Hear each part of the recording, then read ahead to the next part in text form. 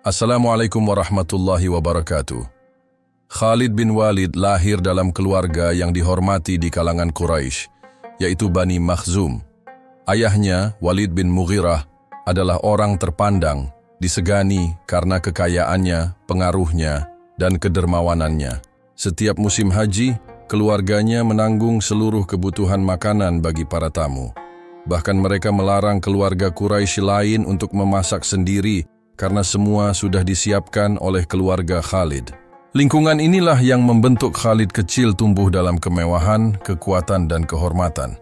Sejak usia muda, Khalid sudah diarahkan untuk menguasai seni berperang. Ia belajar berkuda bukan hanya sebagai hiburan, tapi sebagai bekal perang. Ia bisa memacu kuda dalam kecepatan penuh sambil membawa 2 pedang, satu di tangan kanan dan satu lagi di tangan kiri. Ia juga belajar memanah, melempar tombak, dan bertarung dalam jarak dekat. Semua ilmu itu membuatnya menjadi pendekar yang ditakuti, bahkan sebelum ia bergabung dengan Islam. Kecerdasan Khalid bukan hanya dalam kekuatan fisik.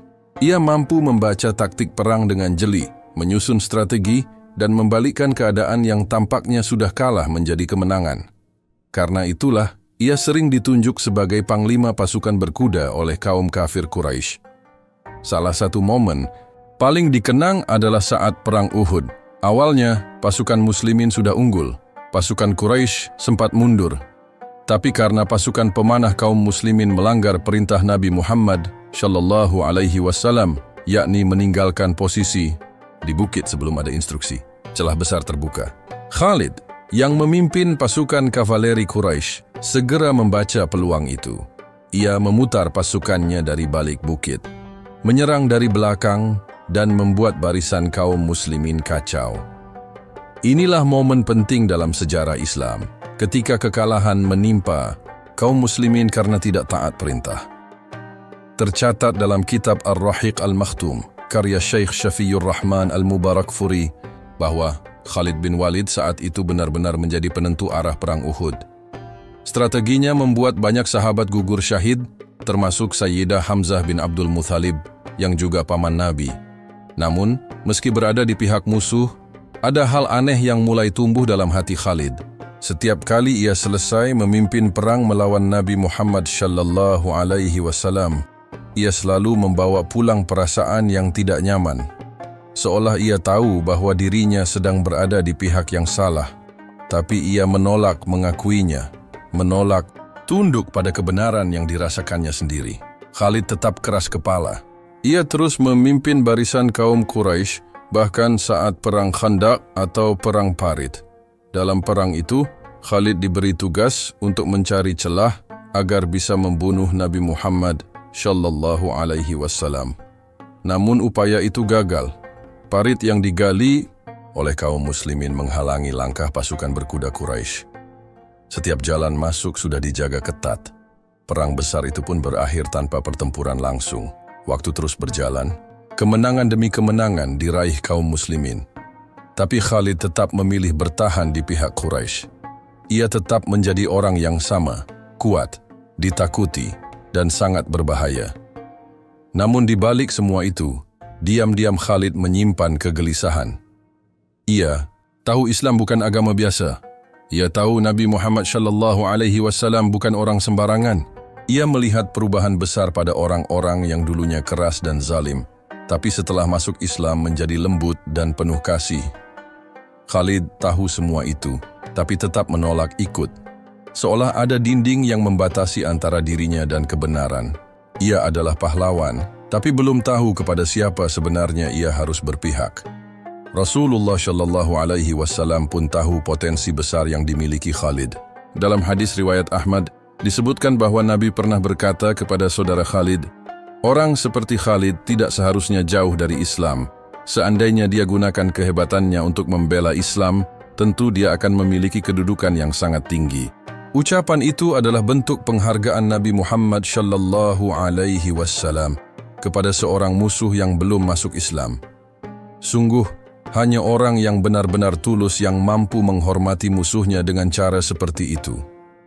Namun Khalid belum tahu apa-apa tentang ucapan itu. Ia masih berada di Mekah, ia masih berkubang dalam pertarungan batinnya sendiri. Di luar, ia adalah panglima yang ditakuti. Tapi di dalam, ia adalah lelaki yang bingung. Apakah terus melawan atau mulai tunduk kepada kebenaran yang tidak bisa dia tolak lagi? Malam-malamnya mulai terasa berat. Setiap berita tentang kemenangan kaum muslimin membuat dadanya sesak. Setiap kali melihat sahabat-sahabat lama yang kini jadi pengikut Nabi, ia mulai merasa kehilangan arah. Malam itu adalah malam yang berbeda. Ia terbangun dari tidurnya dengan keringat dingin dan mimpi yang belum bisa ia mengerti. Sebuah padang tandus, sebuah lorong sempit, dan tiba-tiba berubah menjadi hamparan hijau yang luas. Khalid duduk di pembaringannya, nafasnya berat. Ia memejamkan mata lagi, mencoba memanggil kembali gambaran mimpi itu. Tapi semakin ia pikirkan, semakin jelas satu hal, ini bukan mimpi biasa. Ada isyarat yang hendak disampaikan kepadanya. Esok paginya, langit Mekah tampak biasa saja. Tapi hati Khalid tidak biasa, ada yang berubah.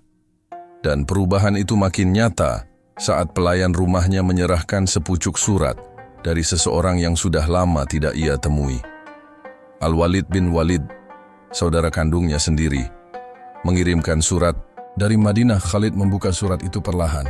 Dalam tulisan yang tegas dan menyentuh, Al-Walid menuliskan, "Wahai saudaraku, aku tidak pernah melihat sesuatu yang lebih aneh dari dirimu selain engkau tidak masuk Islam, padahal engkau adalah orang yang cerdas. Bagaimana mungkin kecerdasanmu menghalangi engkau dari kebenaran? Rasulullah Shallallahu Alaihi Wasallam bertanya kepadaku tentang dirimu. Beliau berharap agar engkau segera datang kepadanya. Wahai Khalid, sampai kapan engkau memusuhi cahaya, sementara hatimu tahu kemana cahaya itu bersinar?" Khalid menggenggam surat itu erat. Ia terdiam lama. Ia teringat semua perang yang telah ia lalui. Ia menang dalam strategi, tapi kalah dalam ketenangan hati. Ia kembali teringat mimpi semalam, lalu membatin, apakah ini petunjuk dari Allah Subhanahu wa Ta'ala? Di saat itulah ia memutuskan, demi Tuhan, jalan sudah terbuka bagiku. Kebenaran itu nyata. Muhammad adalah Nabi yang sesungguhnya. Aku akan pergi ke Madinah. Aku akan menyatakan keislamanku. Namun ia tahu perjalanan ini tidak ringan. Ia butuh teman. Ia pun menemui sahabatnya yang juga bangsawan Quraisy, Utsman bin Talha. Khalid menyampaikan tujuannya. Ingin bertemu Nabi Muhammad Shallallahu Alaihi Wasallam dan memeluk Islam. Utsman menatapnya lama, lalu tersenyum. Aku juga sudah lama ingin pergi, Khalid. Mari kita berangkat bersama. Keesokan harinya, mereka berdua memacu tunggangan, menempuh padang pasir menuju Madinah. Angin terasa berbeda, langit terasa lebih jernih. Setiap langkah mendekatkan mereka pada kebenaran. Di tengah perjalanan, mereka bertemu dengan Amr bin Ash. Lelaki cerdas itu menyapa, "Wahai Abu Sulaiman, mau kemana engkau?" Abu Sulaiman adalah julukan Khalid bin Walid. Tanpa ragu, Khalid menjawab, "Menuju Nabi Muhammad Shallallahu Alaihi Wasallam. Aku ingin masuk Islam." Amr terdiam sejenak, lalu berkata, "Aku pun punya maksud yang sama. Kalau begitu, izinkan aku ikut bersama kalian."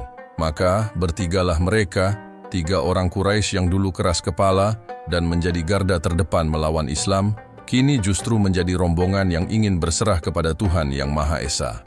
Tidak ada lagi kebanggaan palsu, tidak ada lagi kesombongan suku, hanya ada keinginan untuk kembali kepada kebenaran. Sesampainya di Madinah, mereka langsung menuju Masjid Nabawi. Dari kejauhan, mereka melihat Nabi Muhammad Shallallahu Alaihi Wasallam sedang bersama para sahabat. Nabi tersenyum melihat mereka datang. Tidak ada rasa curiga, tidak ada kebencian, hanya senyum yang menghangatkan hati. Khalid turun dari kudanya, lalu berjalan mendekat. Ia berlutut, menundukkan kepala. "Aku datang untuk mengucapkan 2 kalimat syahadat," ucapnya. Nabi Muhammad Shallallahu Alaihi Wasallam pun menyambutnya dengan pelukan. "Segala puji bagi Allah yang telah memberi petunjuk kepadamu, wahai Khalid. Aku telah melihat kecerdasan pada dirimu, dan aku berharap kecerdasanmu tidak membawamu ke jalan keburukan, Sabda beliau sebagaimana disebut dalam Siyar A'lam An-Nubala karya Imam Az-Zahabi, air mata Khalid menetes.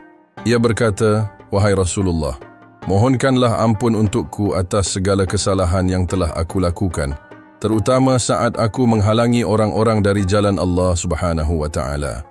Nabi Muhammad sallallahu alaihi wasallam menjawab, "Sesungguhnya Islam menghapus dosa-dosa yang lalu." Tapi Khalid tetap memohon dan Rasulullah pun berdoa, "Ya Allah, ampunilah Khalid atas semua yang telah ia perbuat." Di saat yang sama, Amr bin Ash dan Utsman bin Thalhah pun mengucapkan 2 kalimat syahadat. Madinah menyambut mereka seperti keluarga yang hilang lalu kembali.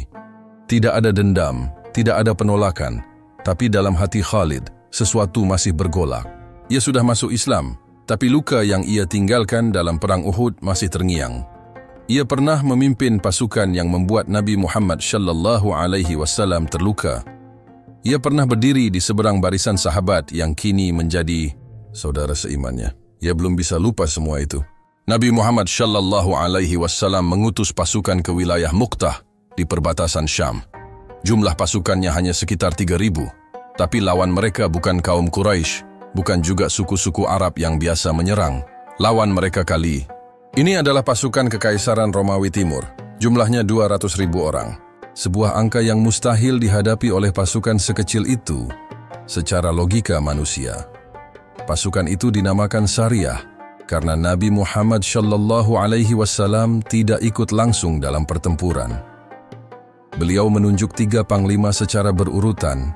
Pertama Zaid bin Haritsah, jika gugur maka digantikan oleh Ja'far bin Abi Thalib, dan jika gugur juga maka digantikan oleh Abdullah bin Rawahah.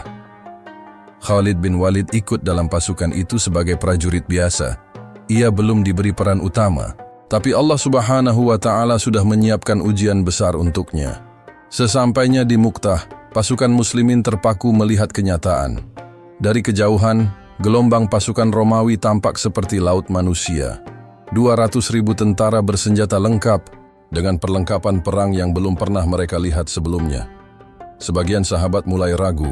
Beberapa mengusulkan agar mengirim surat ke Nabi Muhammad sallallahu alaihi wasallam meminta bala bantuan.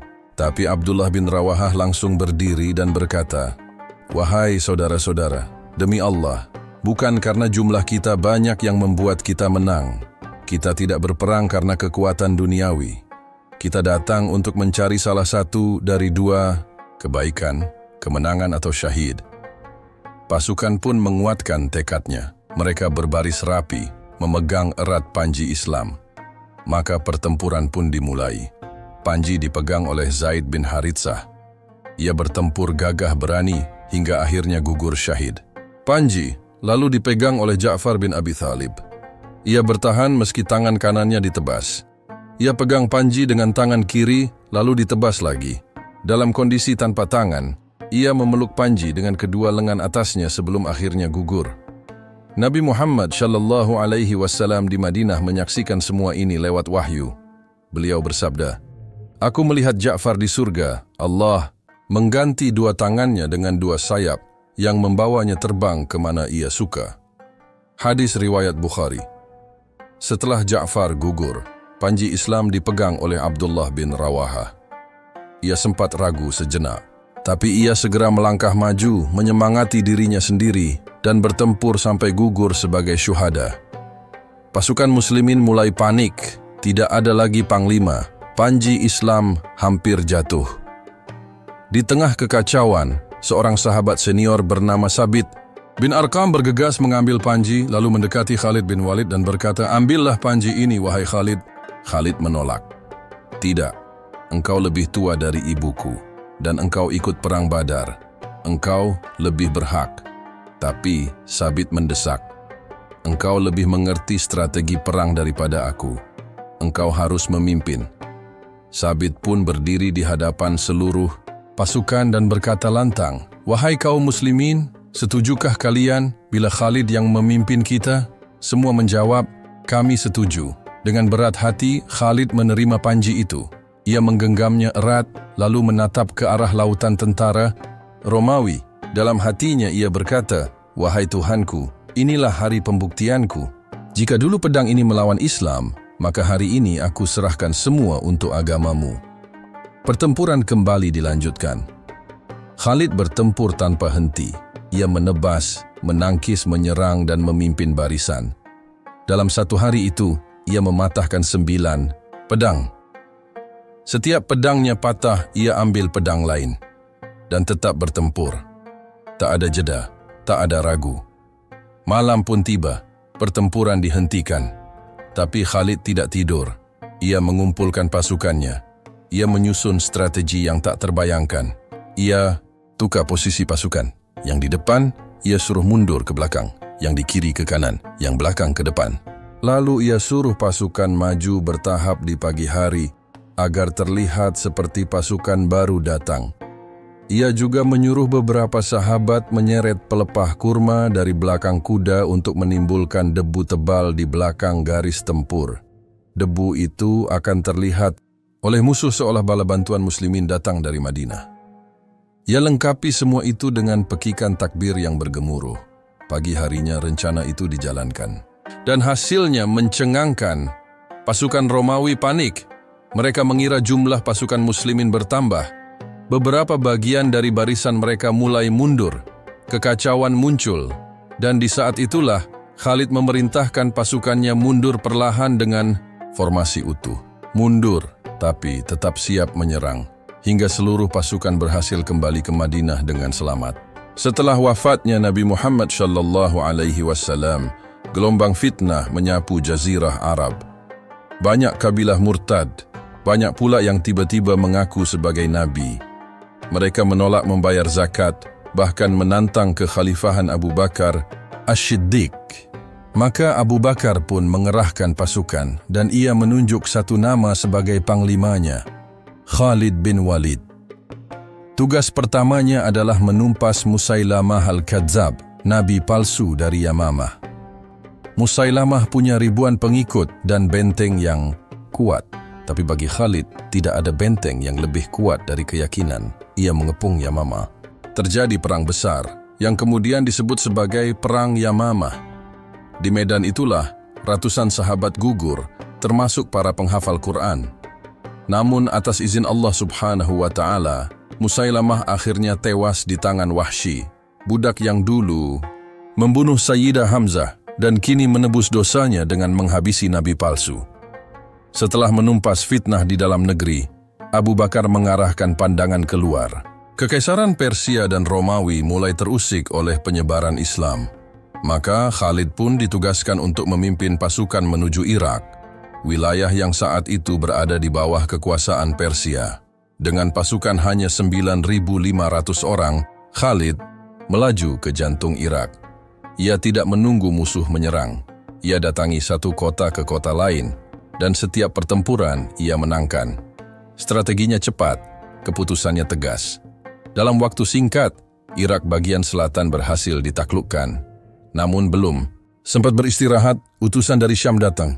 Negeri itu meminta bantuan. Romawi mulai mengerahkan pasukan besar untuk menggempur wilayah yang telah dibebaskan kaum muslimin. Maka Abu Bakar memerintahkan Khalid memimpin pasukan ke Syam.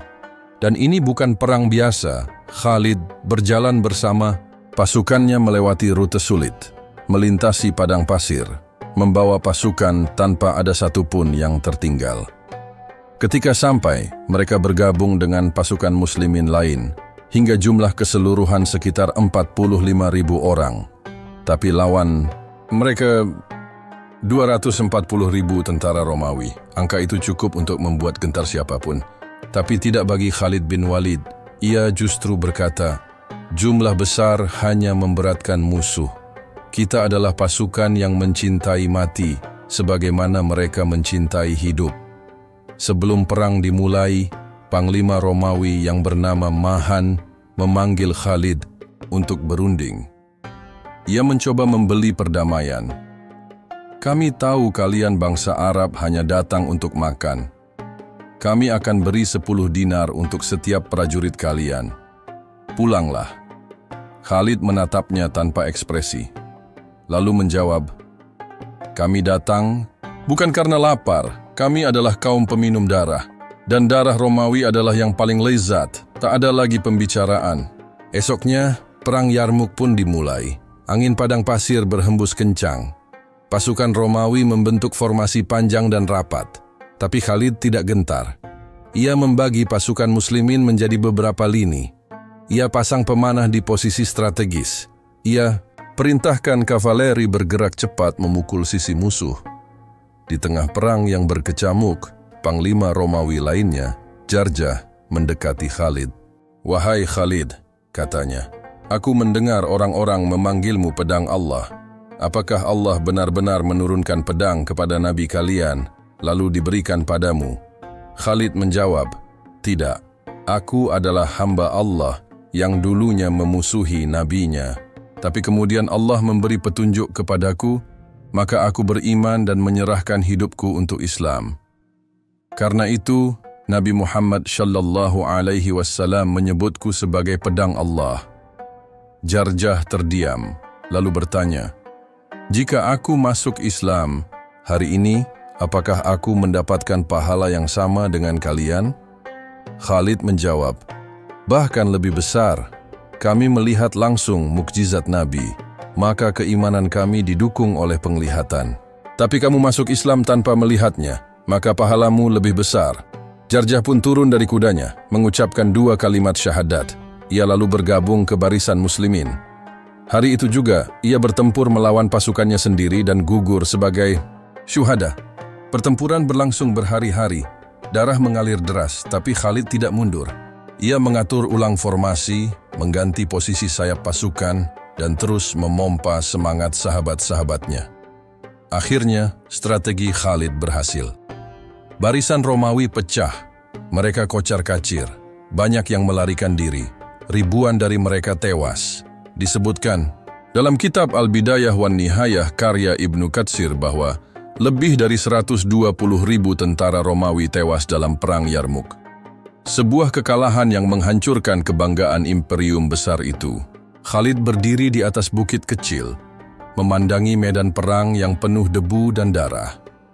Di sekelilingnya, pasukan muslimin bersujud syukur, tapi Khalid diam. Wajahnya tidak tersenyum. Kemenangan bukan alasan untuk bangga. Ia baru saja menaklukkan 2 kekaisaran besar dalam 2 perang besar. Tapi dalam dirinya ada sesuatu yang masih belum tuntas. Sebab bagi Khalid, ia bukan sekadar ingin menang, ia ingin menebus semua dosa lamanya. Dan di saat ia hendak menuruni bukit, seorang utusan datang membawa sepucuk surat. Belum sempat ia buka, hati Khalid sudah merasa, ini bukan kabar biasa. Benar saja. Surat itu dari Amirul Mukminin Umar bin Khattab. Isinya tegas, tidak panjang. Umar memutuskan untuk memberhentikan Khalid bin Walid dari jabatan Panglima. Ia digantikan oleh Abu Ubaidah bin Jarrah. Tidak ada celaan, tidak ada kritik, hanya keputusan. Tapi keputusan itu cukup untuk mengguncangkan suasana.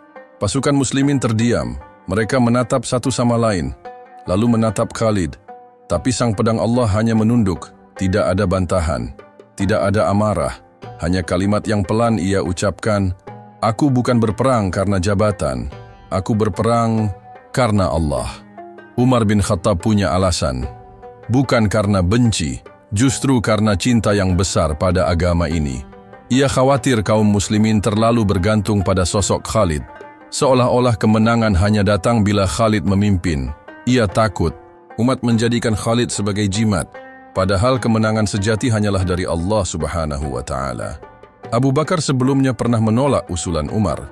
Katanya, "Demi Allah, aku tidak akan menyarungkan pedang Allah yang telah dihunus oleh Nabi Muhammad sallallahu alaihi wasallam untuk menebas leher orang-orang kafir."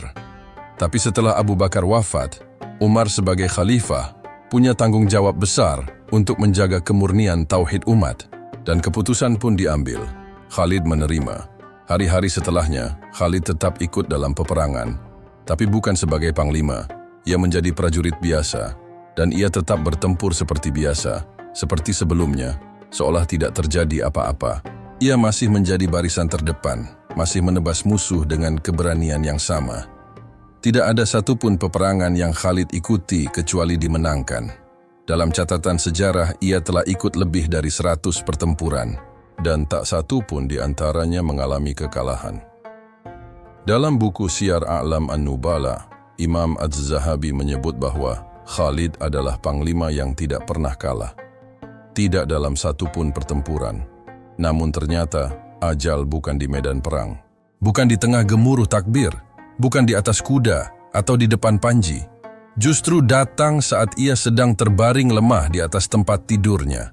Sakit mulai menggerogoti tubuhnya. Ia tahu, waktu itu sudah dekat. Nafasnya semakin berat, matanya sayu, tapi tatapannya tetap tajam. Di sampingnya para sahabat menunggu. Beberapa menangis, tapi Khalid tetap tenang. Ia menarik nafas. Lalu berkata dengan suara parau, "Aku telah terlibat dalam lebih dari 100 pertempuran. Tidak ada satu jengkal pun di tubuhku ini, kecuali terdapat bekas luka, pukulan pedang, tusukan tombak, atau hunjaman panah. Tapi lihatlah, aku mati di atas tempat tidurku, seperti unta tua yang kehabisan tenaga."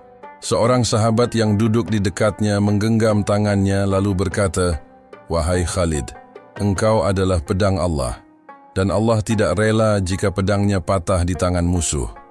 Khalid menatapnya, mata itu masih menyala. Lalu ia berkata pelan, "Bantu aku berdiri. Aku tidak ingin mati dalam keadaan terbaring." Mereka segera mengangkat tubuhnya perlahan, menopang bahunya. Khalid mengubah posisi duduknya, lalu menghadap kiblat. Dengan sisa kekuatan terakhir, ia mengangkat tangannya, berdoa, "Ya Allah, aku serahkan diriku padamu." Beberapa saat kemudian, tubuhnya melemas. Nafas terakhirnya keluar perlahan. Diam, tenang Khalid bin Walid, sang pedang Allah, kembali kepada pemiliknya.